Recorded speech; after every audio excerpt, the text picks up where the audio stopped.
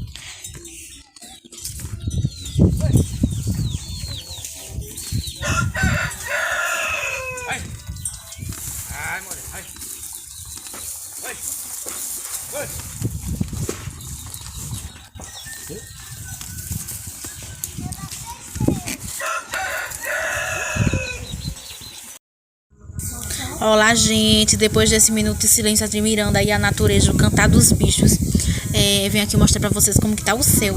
Que tá lindo, tá perfeito. Uma perfeição. A natureza de Deus é perfeita. Eu não me canso de me admirar essas paisagens. Eu amo olhar para essas paisagens.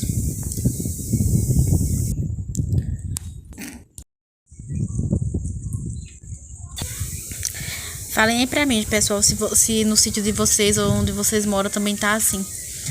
Esse céu perfeito. E essa natureza linda. Aqui não tá um pouco bonitinho, né? Por conta que tá no tempo de seca, mas mesmo assim ainda tem umas paisagens lindas. Essas montanhas e esse céu maravilhoso. É perfeito. Perfeição de Deus, né? Só Deus para fazer tudo isso.